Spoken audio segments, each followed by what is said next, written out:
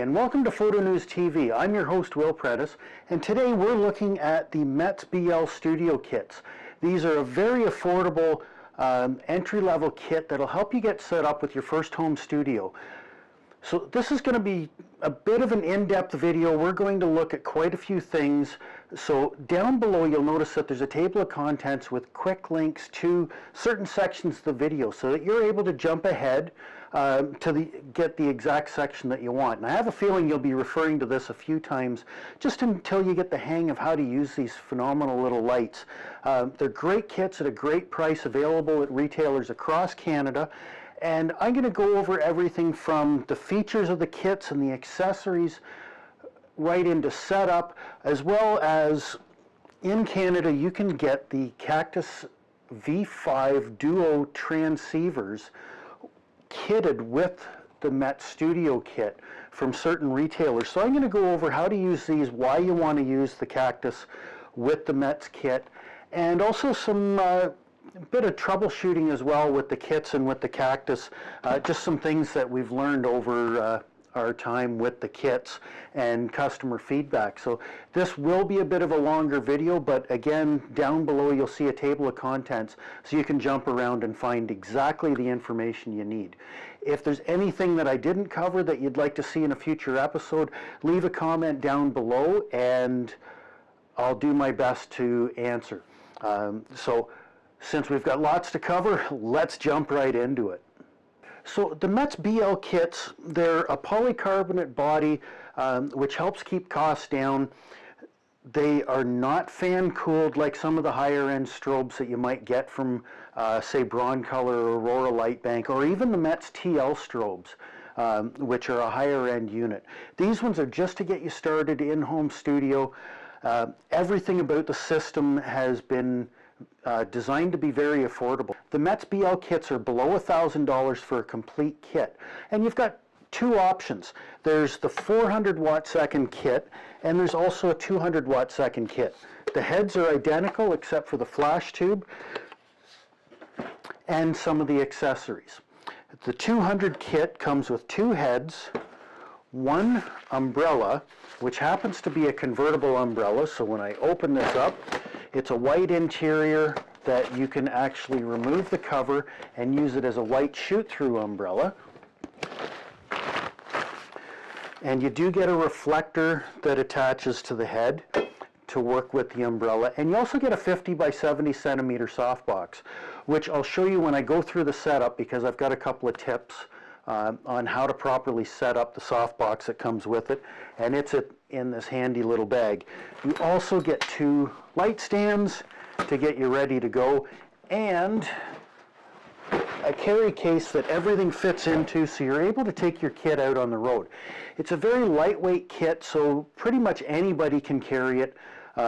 I've had my 12-year-old granddaughter carrying this, and she can slug that because I think it's lighter than her cheerleading gear. So everything fits into that bag. It's all ready to go.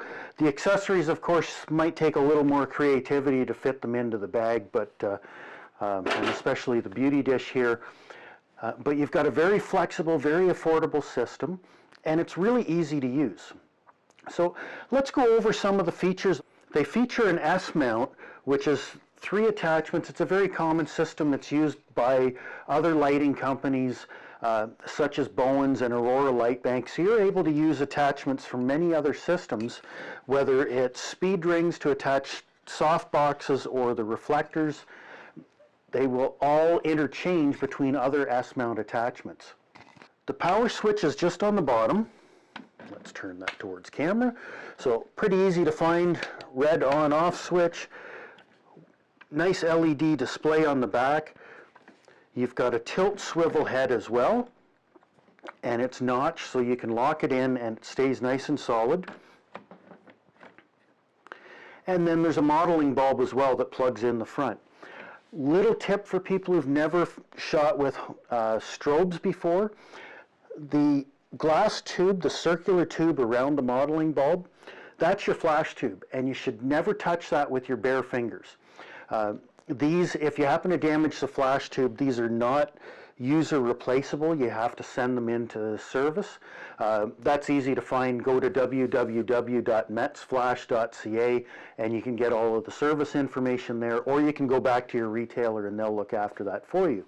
But never touch that with your fingers. If you do, you've got to be really, really careful trying to clean the oil off, because it's the oils on your fingers that get on the flash tube and they can cause all kinds of problems. So I highly recommend you be very, very careful around the flash tube. The modeling bulb is a simple plug and play design and it will fit in either way. And it's long enough that you can hold the bulb further out to pop it in. When you're not using your lights, you should always have your travel cap. Line up the notches, push in, and then just a little bit of a turn. It's about a 32nd of a turn, but you can physically hear it. To release, there's a knob on top. You pull that back, little bit of a turn, and out pops your attachment. So I'm going to leave the protection cover off, and let's take a look at the functions. What's great about these is there's not a lot to control them. You don't need a PhD to figure out how to run these lights.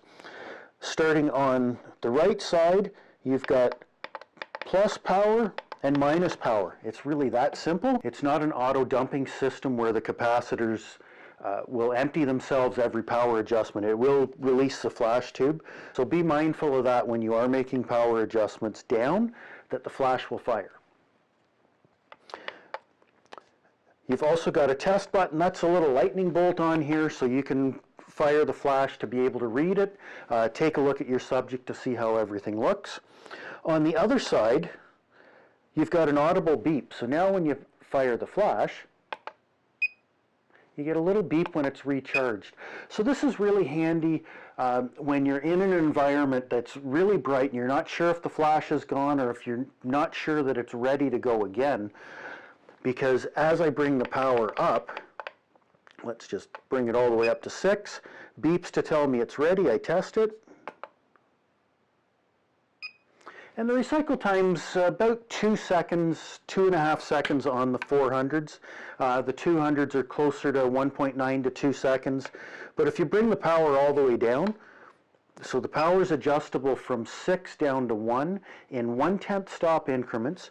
And now when we do a test flash, it's ready almost instantaneously. It can recharge really fast when you're at lower powers.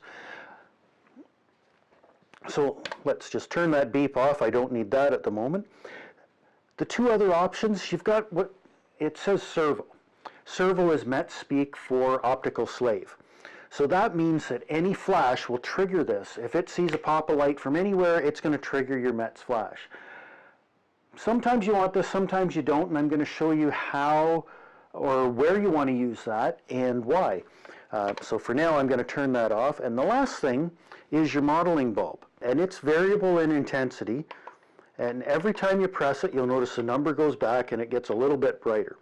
So at full power, you're getting a decent amount of light. It's only a 75 watt modeling bulb, so it's not huge, but it's perfect when you're doing smaller objects. As you can see, it's casting some nice light on here, so I'm able to tell my light pattern. One question I get asked an awful lot about modeling bulbs is, do they affect my exposure?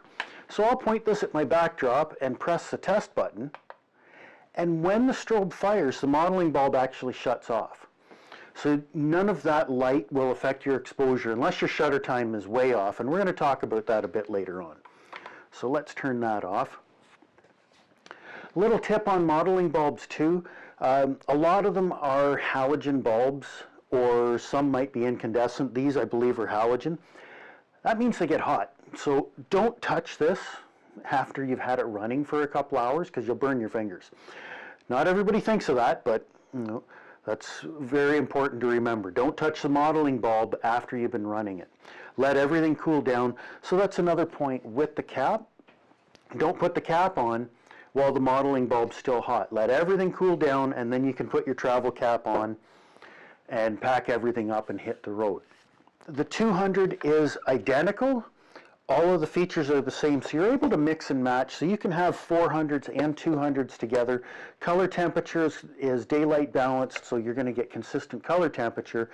It's just that you're going to get double the light out of the 400 watt second as opposed to the 200. If you're shooting a lot of small things, especially products for online sales, the 200s are a perfect little kit because they put out enough light for close objects and give you the flexibility to create sharper, clearer photos that'll help you sell your product a lot better.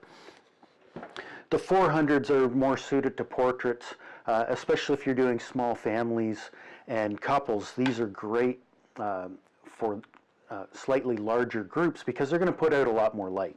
So thanks for watching. I hope you've learned about all of the features of the Metz BL200 and BL400 studio kits. Great little kits for the price point, I'm sure you'll agree. Our next episode, I'm going to talk about how to set up everything up. So we're going to get it out of the box, show you how to get everything set up in your home studio so you can get started shooting. If you've got any questions, comments, please leave them down below. Show us a little bit of love and click the like button.